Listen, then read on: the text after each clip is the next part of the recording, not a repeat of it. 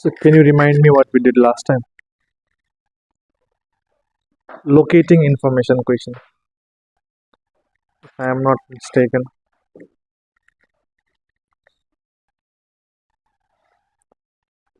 Like the question where we found in which paragraph the answer is, that kind of question. That is called locating information.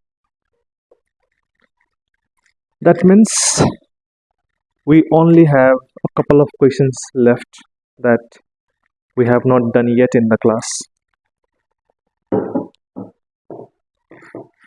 So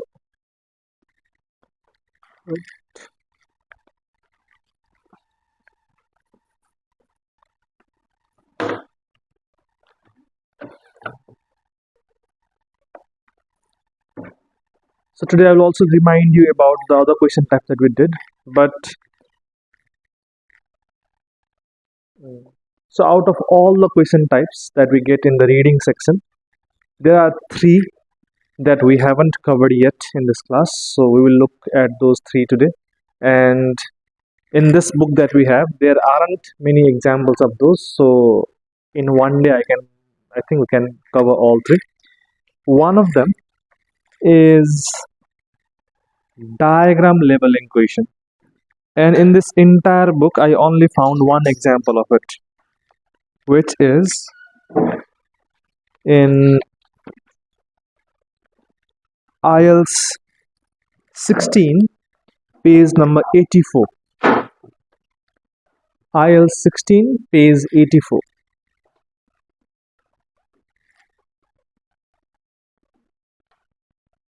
On that page, you will see a diagram.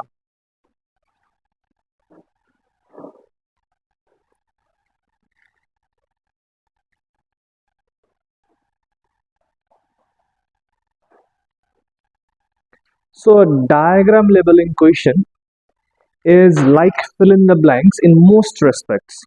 Because if you see that picture there, it has blanks and we have to label the diagram by filling in those blanks.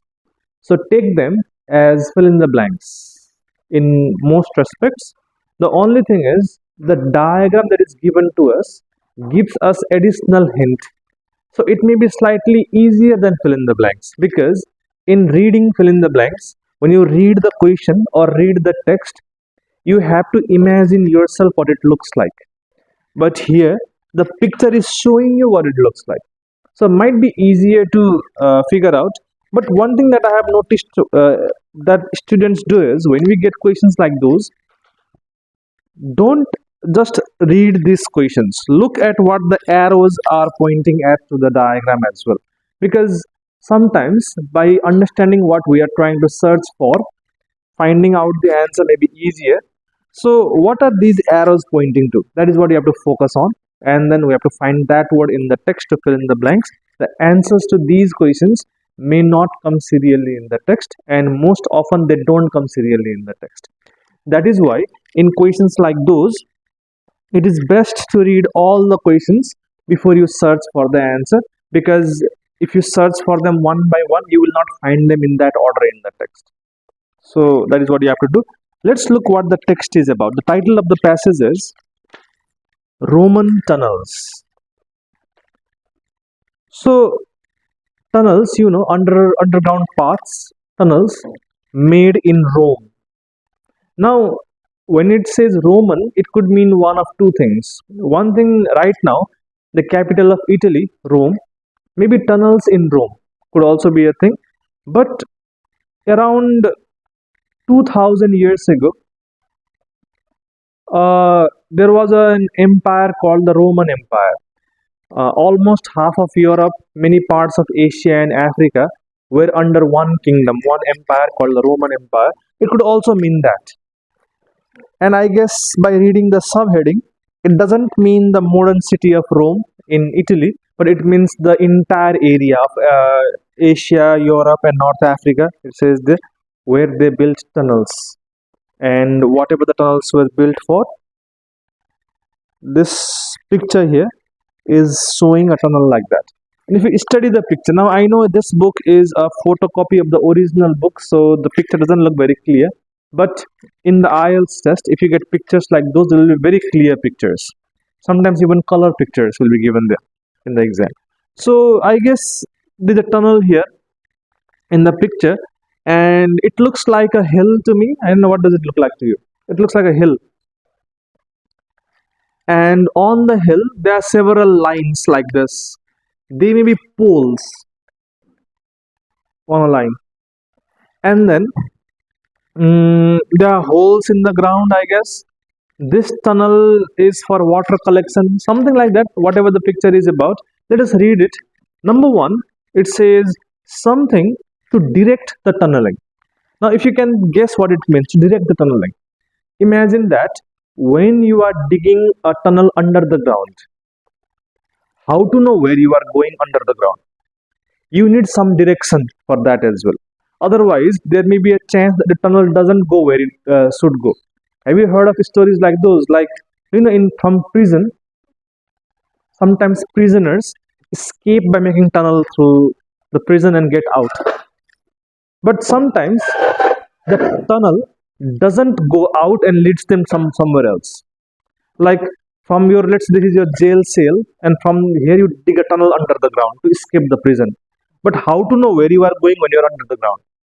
And you might end up somewhere around and back in the same prison. It has happened many times in history. I have read news about things like this. So whatever they use, that first thing, and this arrow, the arrows are pointing to these lines, I guess, on that thing, and those lines help to direct the tunneling. Number two, water runs into something used by local people. Now, what do local people use water from? Maybe from a river, maybe from a pond, maybe from a lake, whatever this second answer is. Something where the water goes, and from there people use the water. And the last one, the arrows are pointing to these holes into the ground. Vertical shafts, shafts mean holes into the ground. So vertical shafts to remove earth and for something. So I guess when you dig the tunnel, you have to throw out the mud as well. So this shaft is for that purpose and for something else, whatever the next purpose of the shaft is. So for these two purposes. So these are the three questions.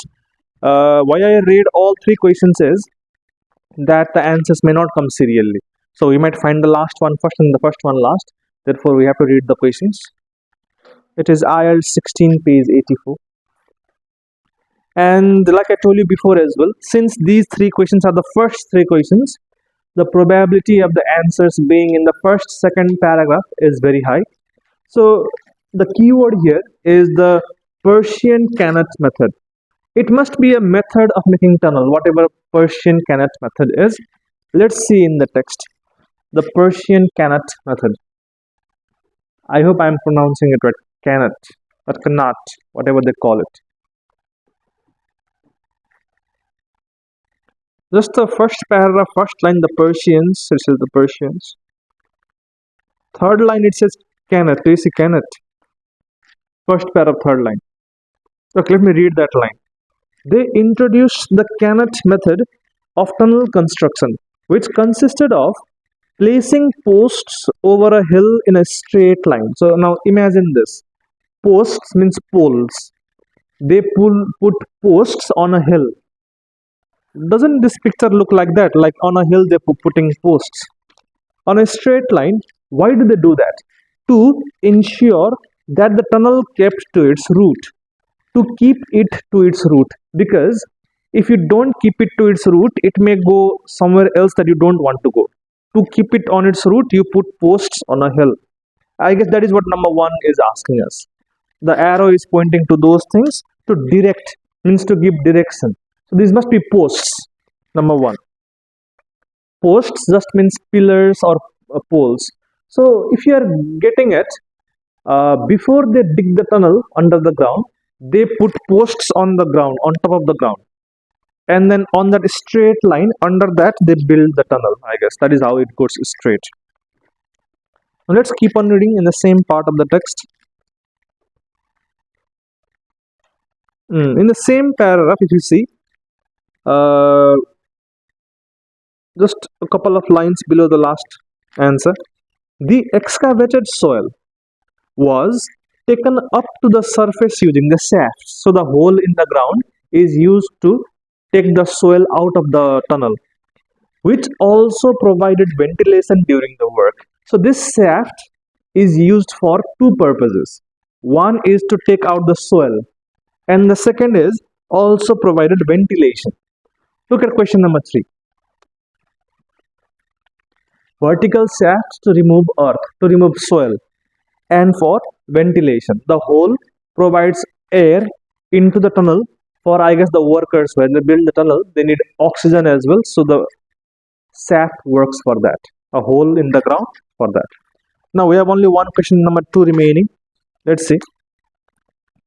As the next line says that once the tunnel was completed, it allowed water to flow from the top of a hillside down towards a canal, which supplied water for human use. So the canal is where water went to, and from there people used the water. So number 2 must be canal. Water runs into a canal. Canal in Nepali we say nahar. Canal means in English. Just that. I hope you get it what we are doing. The answers, like you saw here, don't come serially in the text. Sometimes they might, but most often they don't. And our task would be to read the questions, understand the picture, and then try the answers. Now, if you look at the next questions, 4, 5, and 6, look at them. Again, let's understand the picture first. What is this picture? Cross section of a Roman canal shaft. What is it? If you paid attention earlier, in this picture, these holes in the ground, these are called shafts. So if you zoom into the shaft, if you zoom in, it looks like this from up close. That is a shaft, a hole into the ground. And you can see number 4, something made of wood or stone is used to cover it. So whatever this number 4 is, it is a cover that is made of wood or stone, whatever that word is called. Number 5, something is attached to the plumb line. Line means a wire, a cable, something like that. So they attach something on this thing, whatever that thing is. There is a rod. On that rod, there is a cable, there is a wire, and on that wire at the end, there is a thing, whatever that thing is. And the last one, handholds and footholds used for something. Now, this is very obvious, I guess. Why do you need hand and foothold? Maybe to climb, I guess, whatever the reason is for number 6. But these 3 answers. Now, below the last answer, so I'm giving you some time. There are 3 questions, so don't take more than 4 minutes, I guess. Below the last answer, maybe in the next paragraph, you might find answers to these questions here. 4, 5, and 6.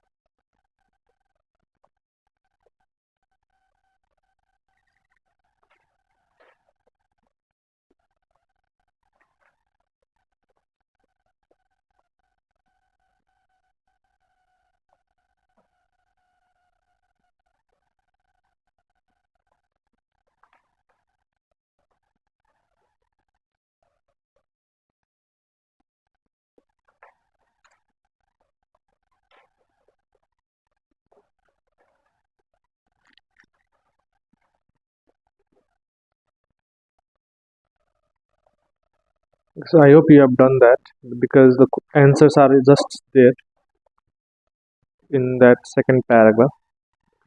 So let me point you to the answers.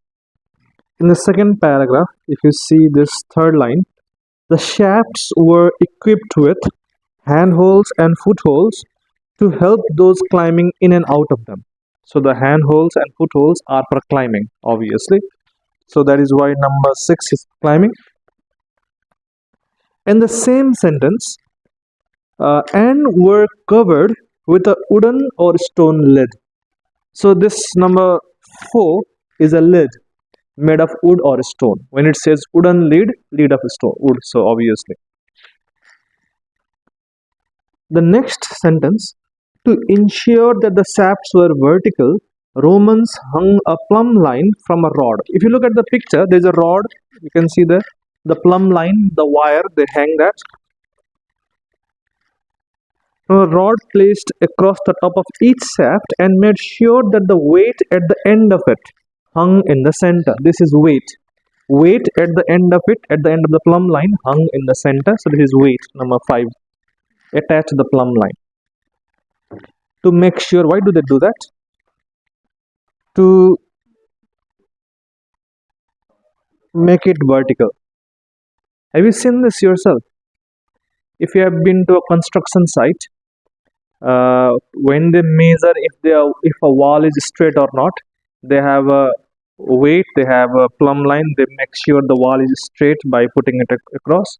If it is parallel, it is straight. If it is not parallel, then it is not straight. This is how they measure this. A very simple technique to measure things are straight or not.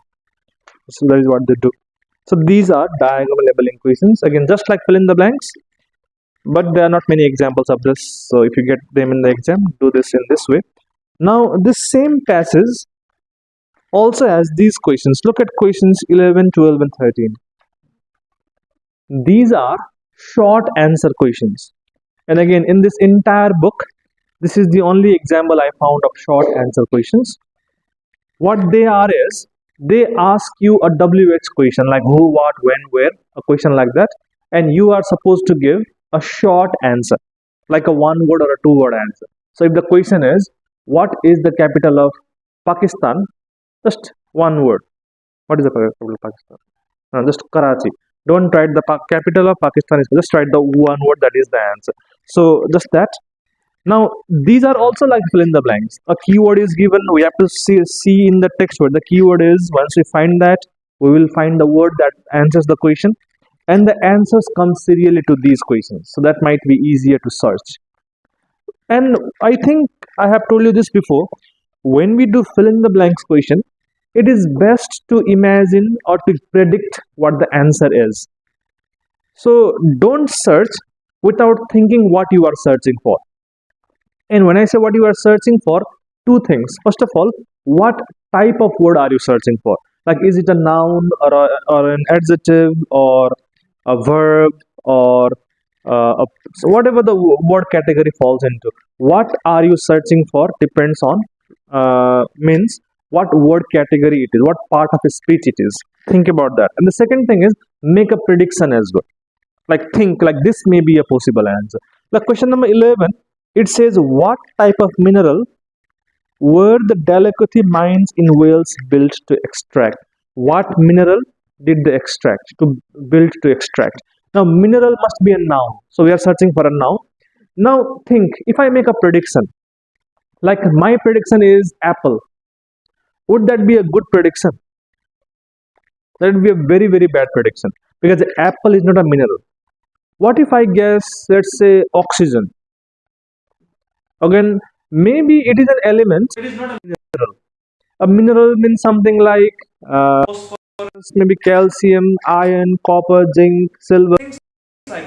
Something that we have to mine from the ground is what a mineral is. And the keywords are given Delacote mines in Wales. So in the text, when you see Delacote mines and Wales, near those keywords, if you see anything like copper, zinc, nickel, something like that, that may be the answer. And these questions 11, 12, and 13, since they are the last questions here, the probability of the answers being in the last couple of paragraphs is very high. So maybe from this next page onwards, if you search somewhere, if you find delicate mines and whales, then you might see the word as well. It has gold there. Mm. Just here it says there, second last paragraph, you can see traces of such tunnels used to mine gold can still be found. So it is for gold, obviously. Why? I hope you realize why I ask you to make these kinds of predictions. In the exam, we have a very short time to solve the questions. Sometimes, if we don't think what we are searching for, we might find that, and it will take us time to read this line as well. But if we already think what we are searching for, usually questions don't make it difficult. Like they will not give gold, silver, nickel, copper, all four in the same sentence to make you confused what the answer is. If you know what you are searching for, you will find that one word that is the answer. So even without reading the line, if you just see the word gold, gold may be the answer. Because it is very rare that they will give you two words like gold and copper and you have to read and find which is the right answer. Usually that doesn't happen. Usually there's only one right answer given there in the text. Now the remaining two questions, the answers will be below the last answer. So why don't you try them? 12 and 13. It comes in a serial order. The keywords are also given there. You can see number 13, it gives a keyword.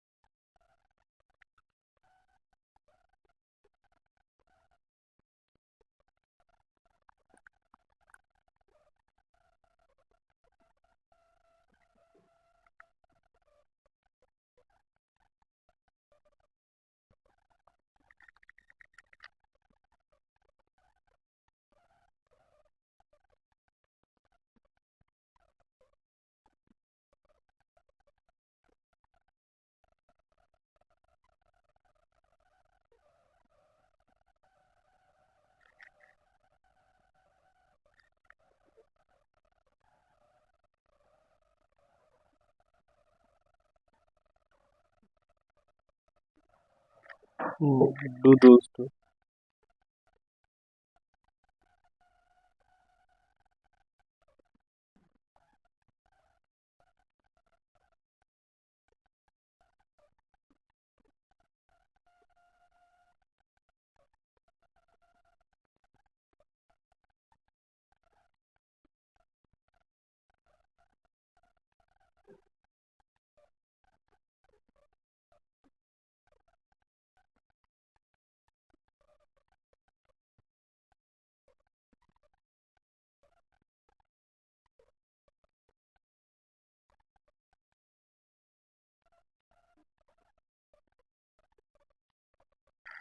Okay, so the answers are just there. So I hope you did those.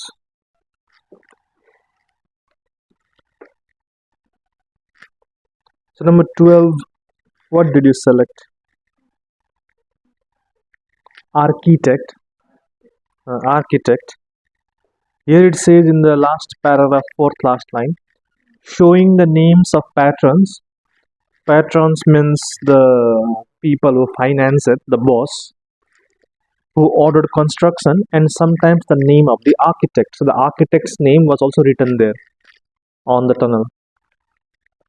And number 13, what part of Seleucia Piera was the Cheblik tunnel built to protect? If you see in the same part, the last couple of lines, for example, the 1.4 kilometer Cheblik tunnel in Turkey built to divert the flood water threatening the harbor of the ancient city of Seleucia Pera. Now imagine what it means. They built it to divert the flood water threatening the harbor. So there is a harbor here. Harbor is a place where they park ships. If you know this thing, that big ships cannot come very close to the coast sometimes, because the more the weight of the ship, the more it will press into the water. So if it comes very close to the coast, it will get stuck in the beach. So it stays away from the coast, and then that place where it is suitable place to park it is called harbor. If you go to Sydney, one of the biggest harbors, the Sydney harbor is there. Now, many cities may have harbors like those. So the flood water is threatening the harbor. So flood water might come and the harbor may be flooded. So to divert the water, to send the water somewhere else, to divert the water, they build a tunnel. So what are they trying to protect? The harbor is what they want to protect. Number 13 is harbor. Harbor of the ancient city of Seleucia Pera. They want to protect the harbor. You can add the harbor. It says no more than 2 words, so you can add the harbor as well. Usually, for questions like these, a general rule, um, articles a, n, or the are not needed for the right answer. Like if the word is the harbor, even only harbor would be correct. So you don't have to write them, but writing them would not make it wrong. Remember that. Articles are not important. And other things, just general rules for writing the answer. Pronouns are never the answers. Like I have never ever seen a question where pronoun is like he, she, it, they are never the answers. Prepositions and conjunctions, like prepositions means words like to, in, up, these kinds of words are not the answers. Conjunctions like and, so, but, because, these words are not the answers. Usually the answers are nouns, verbs, or adjectives. Usually. Apart from that, I don't think there are answers that could be anything else besides them, like adverb or interjections. Those are not the answers. So these are uh, short answer questions. Now there's one more that I don't think we have done in this class, but you can remind me. I don't remember. It is called a global multiple choice question. And to see an example of that, a global multiple choice question, you can go to IELTS 14, page number 93. Go to that. IELTS 14, page 93.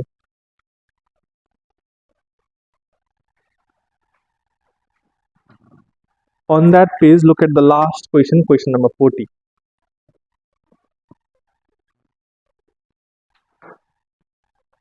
That is called a global multiple choice question. Now, we have done multiple choice question before in the class, but those and this are a different question. Let me remind you first. Or have we done this before? No? Okay. You have. You have, but in the class, I mean. So, the thing is, when we get multiple choice questions, we get different types of multiple choice questions. Remember this. Sometimes there are only 4 options like this question. Sometimes there are 5 or 6 options as well. If you remember, if multiple choice questions have more than 4 options, that means they have more than one correct answer as well. And it says on the top of the question like choose 2, choose 3. Here it doesn't say that. It just says choose from A, B, C, or D, means choose one. Out of those 4, one is the right answer. But you can see here, there is only one multiple choice question. Now, multiple choice question which have 4 options and one correct answer may come in a group, like 2, 3, 4, 5 questions on a page. But here there is only one question on the page. So this kind of multiple choice question, a lonely question, is different than if it comes in a group. Remember that. A multiple choice question with 4 options may come in a group, like 3 or 4 questions on a page. But sometimes it may come alone like this, as a single question. And if that single question comes in question number 13, question number 26, or question number 40, in those 3 question numbers, remember this thing as well. Question number 13, 26, and 40. Why they are significant is because in passage 1, there are 13 questions. So the last question is question number 13. In passage 2, there are 13 more questions. So the last question is question number 26. And the last question of the entire test is question number 40, the last question. So the last question of each passage, if they contain just one multiple choice question like this question here, this is called a global multiple choice question, and the answer to this question can be found in the first paragraph and the last paragraph. So usually or most often first paragraph will answer the question, but sometimes if first paragraph is confusing, then you can read the last paragraph as well, but thus those two paragraphs will give you the answer. And again, you don't even have to read the last paragraph, just the first paragraph will give you the answer. But if it is confusing, you can read the last paragraph as well. Those of you who have been here since writing, you would know why that is significant, because introduction and conclusion is where the answer lies for questions like these. That is why the first and last. Now you can see the text here, the first paragraph. Look at the text, just two lines. These two lines will answer this question number 40. See how simple it is. I am giving you, I don't know how long do you need for these two lines to read and to answer the question. You can take your time. This really tests your understanding of English. If any word or if anything is difficult, you can ask me, but just those two lines in the first paragraph answer this question here.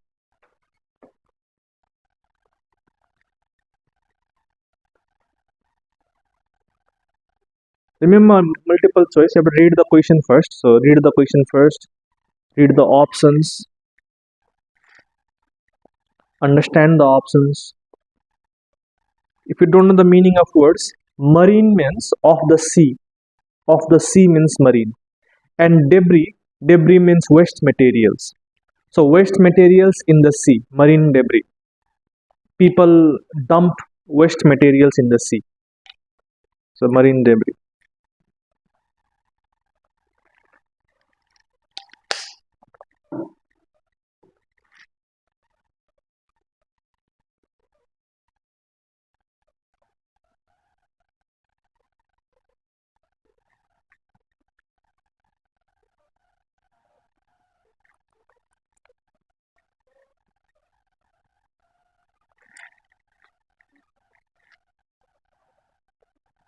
Okay, so I'm giving you 45 seconds more.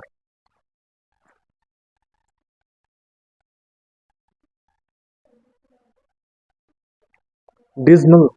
Dismal means something that has a sad outlook. Dismal. Sad.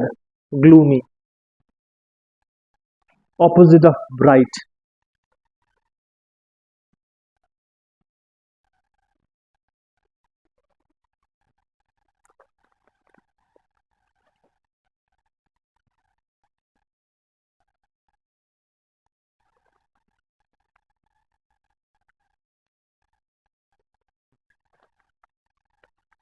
Okay, the time is almost over.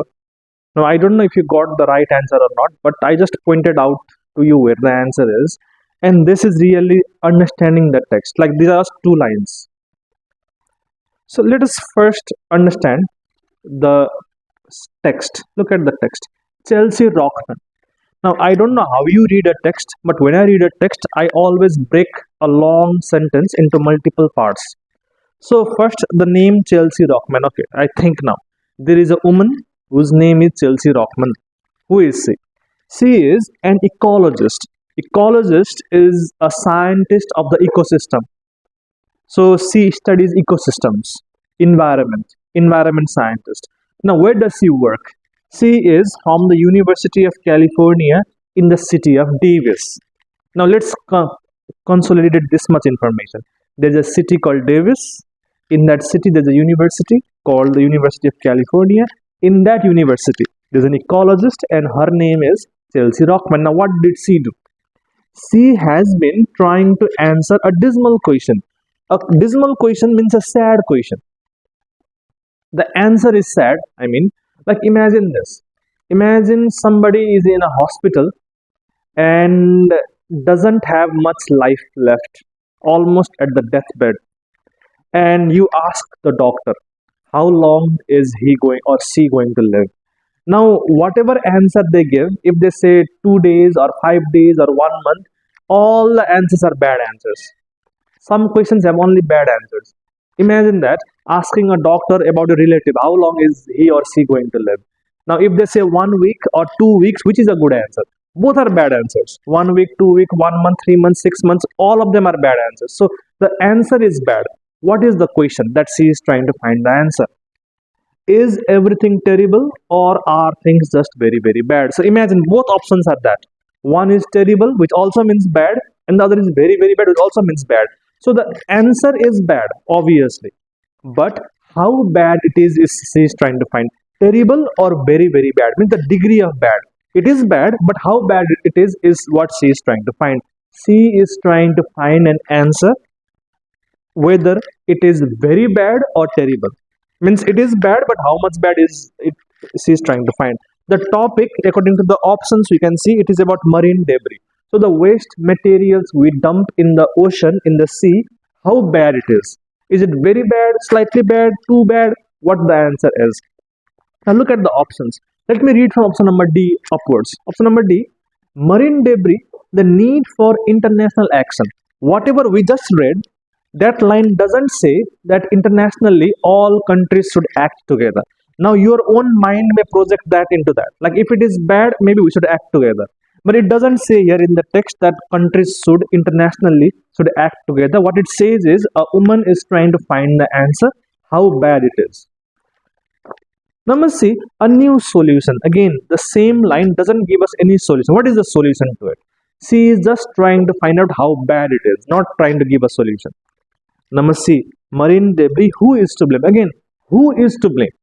This first line doesn't say who is to blame for this problem. Is India causing it? Is China causing it? Nepal definitely is not causing it because there is no sea near Nepal. So Nepal is not dumping its waste into the sea. Who is doing it? America is doing it. It doesn't say that in the same paragraph. But option number A, assessing. Assessing means finding out. Assessment means to find out. Examination. The threat of marine debris. The threat. How bad it is. Trying to find that out. So option number A must be the answer to this question because she is trying to find that the answer to how bad it is. So that is the answer. So I don't know how you think. I guess you got the right answer. But if you got the wrong answer, maybe you are not thinking in the right way how a text should be analyzed. And you might wonder, like, on the day of the test, will we have this long time to think it in this way? But if you keep on practicing in this way, whenever you read something, don't just read the entire sentence. Read each word and connect the next word with the earlier word. Always try to link them together. Like option number A, think what assessing means. Once you know what assessing means, then think what threat means. Once you know what threat means, now think what marine means, then what debris means. Link each word to the sentence, and that gives you a clearer picture when you read something. That is the proper way of reading anything.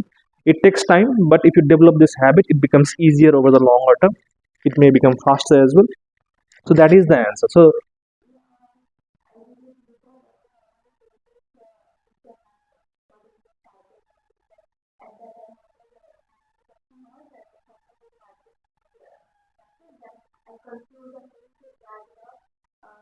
mm,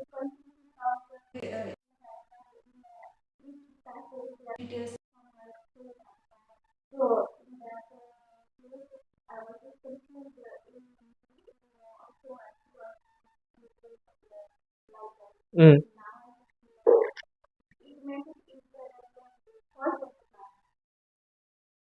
The thing is, what I told you about first and last are just a shortcut. The way you did it, reading the entire passage, and that could also be a way of solving it. Like if you read every paragraph one by one. Mm. So when you have much information, then maybe small detail might pull you towards the wrong answer as well. Because I guess A, B, C, D all are mentioned in the text somewhere. But title,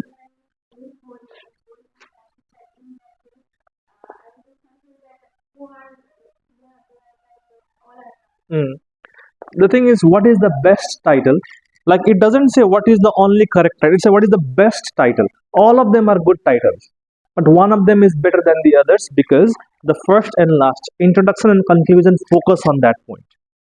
And now I have not read the entire text here, but if you read every line and if you separate it, now the thing is, just like anything that we do in life, Like read the first paragraph, write the summary of first paragraph. Read the second, write the second summary paragraph. If you keep on doing that, it takes a long time. But that may be also be one way of finding the answer. But I'm just giving a shortcut. And again, this first paragraph is very short. So if it is confusing to understand the entire thing in two lines, then maybe read the last paragraph as well. Because that last paragraph also says there that here you can see interrogating the existing scientific literature. Interrogating means asking questions. Can help ecologists figure out, means to find out. So ask questions to find out. That's what assessing means, just like option number A. So the last paragraph also deals with finding out. Assessment means examination, finding out something, testing something. So you can test these things to find out. And now whatever the conclusion is, but the answer is that. So, and this is the last question type that we had not dealt with. So we have dealt with right now. So now I have a list of questions that we get in the exam. I will read those out for you, and you tell me if we have done that in the class or not. Because if anything is missing, we can do those questions. And I have made this list. You can go to pteielts.com to see the list as well in the reading section. Okay, let me read that. We did fill in the blanks in the class of different types. Some where the answers come serially, some where the answers don't come serially. Sometimes there are options given as well. Okay, fill in the blanks. We just did short answer questions just before this. Okay. Multiple choice questions, this one and the other ones that we have done in the past. Matching sentence endings are completing a incomplete sentence by the options. We have done that in the class. Matching headings question, I guess we did just day before yesterday, the matching headings. We also did true, false, not given questions, yes, no, not given questions. The answers come serially there as well. Diagram labeling, we just did right now. Classification or matching question, if you remember, matching the correct name with the correct sentence, we did those kinds of questions. Global multiple choice, just this one. And locating information is what we did yesterday, like in which paragraph, not yesterday, the day before yesterday, in which paragraph the answer is. So these are the question types that we get, and we get only these question types in the exam. We don't get something else in the exam. So if you know the thing, like many people I have heard say there are tricks, there are tips, but the thing is the tricks that you might learn will not be applied to all question types. And then the thing is, the people who make YouTube videos, now I know I'm going to post this on YouTube as well, but people who make YouTube videos, what they do is they select a paragraph where the answer can be found using that trick. So they said this is the trick and this is the example, and that trick applies to that paragraph. But try to apply the same trick to other questions. It doesn't apply. So that is what happens. Like whatever I said just now, first and last paragraph, it will apply to all questions.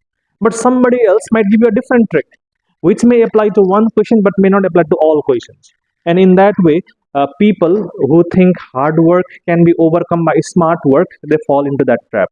Now you can be smart, but sometimes hard work is more important than just being smart about the question. So you have to know about these things. But the thing that always applies are the answers come serially or don't come serially. These things always apply. Whatever I told you, they are universal for all questions. And other things like where to search for the answer. And usually, now not always, but like I told you, usually in a question, the first questions usually are answered in the first part of the text. The last questions usually in the last part. That also applies to usually most questions, not always though. So remember them. Once you know these things, when searching for the answer, you might be able to save a small amount of time. Now again, understanding the text is the most important thing. And when you practice, I think you should not book the IELTS test unless you start understanding the meaning of words. Like in this book, there are many passages here. Unless you know the meaning of all the words given here in this book, don't book the IELTS test itself. Because you might not get this passage in the exam, but the words used in this passage, the sentences used here, will be used in that question as well. And like we saw just in this question here, if you don't know the meaning of words, sometimes you will not know the answer.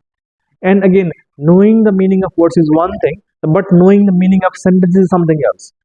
And that will improve if you have a lot of information within you. Like I myself, I know a lot of things because I read this kind of books.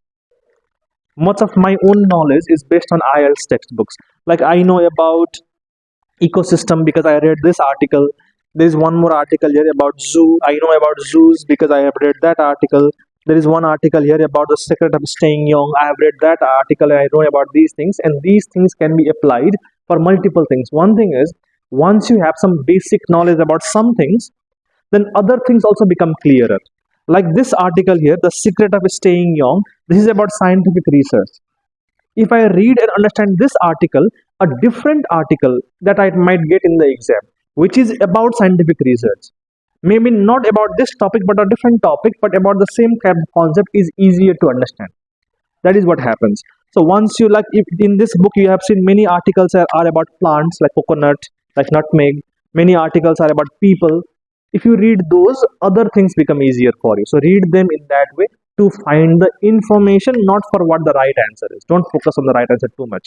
That is one thing that helps. And the ultimate thing is, in the exam you get 40 questions, you have 1 hour time to solve those 40 questions, and not even 1 hour time, because once you get the question, just solving them is not enough. You have to write the answer on the answer sheet as well. You get a separate paper where you write the answer. So once you find the answer here, you have to write in that paper. And for that, you can do two things. One thing that you can do is, uh, after finding out answers to one set like this 13 questions or this fill in the blanks, write the answers there. If you did not find one or two, just leave those blanks, write the other answers there. Again, do this, again, write the answers. Don't wait till the end to write the answer, because sometimes you might not get time. Because in the pressure of doing the test, you might not fill in the answer sheet. You don't get extra time for that. Remember that. I have had one student who got no marks in the IELTS writing test, sorry, reading test, 0 marks in the reading. You don't get 0, you get 1. Just attend the test, write your name, you get 1 in the IELTS test. But she got 1 in the IELTS test because maybe she did not have time to write on the answer sheet. You don't get extra time for that. So write the answer as soon as you finish the question set, so that at the end you don't have to worry about writing the answer. While writing the answer, write in a very clear handwriting. That is another thing that most people get marks reduced because of. This thing people don't think too much about it, but that is a very big issue in the IELTS test. Not writing clearly.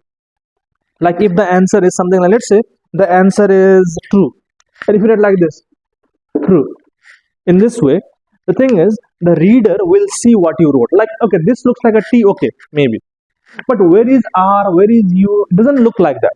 So you will not get marks for that. Remember that. So write very clearly. I would recommend in capital letters like this, so that every letter is easy to identify. Every answer, write in capital letters. And other times I have seen students, if the answer is A or B in multiple choice questions, don't write A like this, because the option is given in this way, in capital A. So write in capital A. Don't give a dot, don't give a circle, just write A, which should be the answer. And let's say the option number A is A tiger.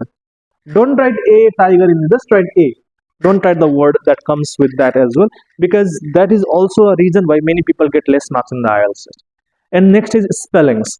Even small things like singular and plural matter in the IELTS test. Like tiger and tigers would be two different answers, and that matters.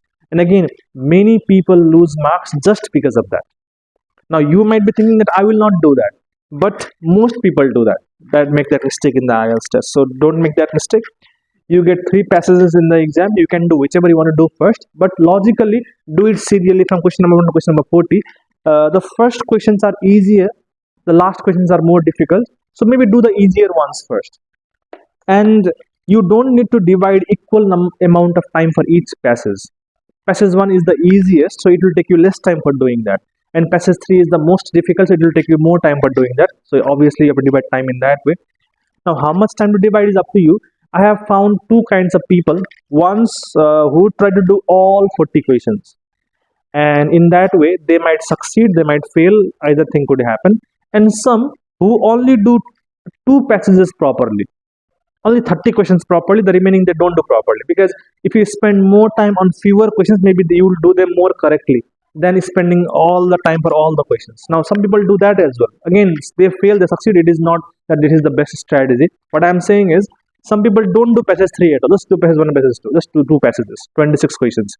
And if you spend the entire 1 hour doing only 2 passages, maybe you will have more time to make it correct than doing quickly all 3 passages, which could be a good strategy, but I don't recommend that, because from 26 questions you have to get almost all of them right to get a good score. And a very good score like 7 in the IELTS test, only doing 26 will not give you to 7. So you can guess the remaining ones, and by guessing, you can get one or two correct as well. Never leave any question blank. Just guess random words. Just guess something, even if you don't get time. Guess them. And the main thing is, in the test, like you can see here, fill in the blanks and true false. You think like you don't have to do this first and this second. Think which one is easier for yourself. If fill in the blanks is easier, do this first. If this is easier, do this first. And don't get stuck on a question. In the exam, there will be a timer in front of your exam hall, so you can always see how much time is remaining. Don't get stuck on a question. If by 1 minute time you could not find the answer, just leave it. Go to the next question. You can always come back to it at the end if you have time remaining. So if question number one is difficult, just ignore it. Go to question number two. Don't spend more than 1 minute on one question if you don't find the answer. So the question gives you a keyword. So if you see the keyword in the text, if you notice it within 30 seconds, then read it properly the next 30 seconds, 1 minute. Then if you can figure out the answer, then write it. Otherwise, just leave it. If by 30 seconds you cannot locate the keyword, just ignore the question. If you look at the keyword, read 30 seconds more. And even after that, if you don't, just ignore it. But don't spend a lot of time, because some questions don't give us any keyword at all.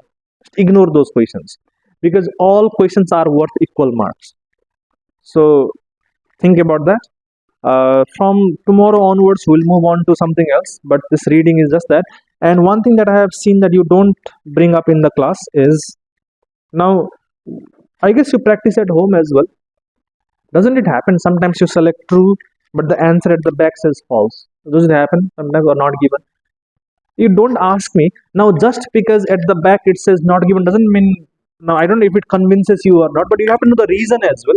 Like what made it true, what made it false? Or in multiple choice, if you thought B is the answer but it is says C at the back, just looking at C, does it convince you that C is the answer? Like what is the reason for it? You can always bring those questions. Because one bad way of approaching the test is, some people ask me, they say, sir, I know fill in the blanks but I don't know multiple choice.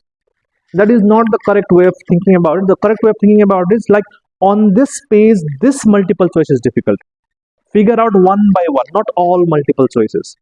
Because meaning is something that is difficult to understand, not the entire concept. If you know English, you know IELTS. So learning English is more important than learning IELTS. So in that way, bring your questions. Like if you have any doubt in any question, mark them, bring them in the class. We can go over them together and we can find the answers to them. Just that. So thank you for now. Tomorrow we'll move on to listening from tomorrow onwards. But reading is again not over. You can keep on practicing them. You can bring those questions in the class. This Sunday you will have reading tests. But from next, we will move on to listening.